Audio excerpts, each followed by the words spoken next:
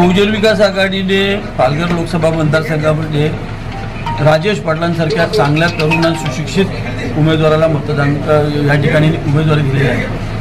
मला असं वाटतं की आतापर्यंत पालघर लोकसभा मतदारसंघामध्ये ज्या लोकांनी फॉर्म भरलेले आहेत, जे लोक तिकडे उभे आहेत, त्या सगळ्यांचा जर इतिहास बघितला तर आणि त्यांचा सगळ्यांचा जर प्रशासकीय अनुभव बघितला तर राजेश पाटलांचा अनुभव निश्चितच दांडगा आहे आणि त्याच्यामुळे चांगल्या प्रशासनाचा अनुभव असलेला उमेदवार या ठिकाणी आपण दिलेला आहे, बहुजन विकास आघाडीने दिलेला आहे। लोकनेते हितेंद्रजी ठाकूर यांच्यावर विश्वास असणारी वसई विरारपासून पालघरपर्यंतची जनता आणि या ग्रामीण भागातील जनता, त्यांचा जो हितेंद्र ठाकूरांवर जो विश्वास आहे त्या विश्वासाला निश्चितच पात्र होतील आणि आम्ही विजय होऊ अशी आमची खात्री आहे।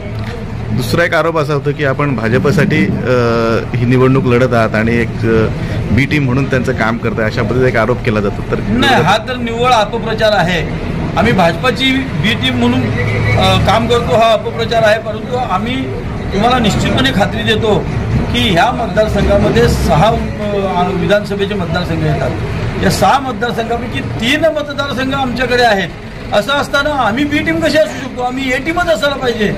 त्या ठिकाणी पालघरमध्ये आमचं चांगलं संघटन आहे, डहाणूमध्ये आमचं चांगलं संघटन आहे आणि जव्हार मोखाडा विक्रमगड या विभागामध्ये आम्ही जरी त्या ठिकाणी सत्तेत नसलो तरी जिल्हा बँकेच्या माध्यमातून त्या ठिकाणी बहुजन विकास आघाडीकडे अध्यक्षपद असल्यामुळे सर्वसामान्य शेतकऱ्यांची नाळ जोडलेली आहे। आज प्रत्येक शेतकरी बँकेच्या माध्यमातून आमच्याशी जोडलेला आहे आणि बहुजन विकास आघाडीचा अध्यक्ष या नात्याने त्या ठिकाणी बँकेच्या माध्यमातून आम्ही खूप मोठ्या प्रमाणात काम केलेलं आहे। त्याच्यामुळे भाजपाची बी टीम नाही, आम्ही ए टीम म्हणून पालघर लोकसभा मतदारसंघामध्ये काम केलं। बहुजन विकास आघाडीचा जय हो।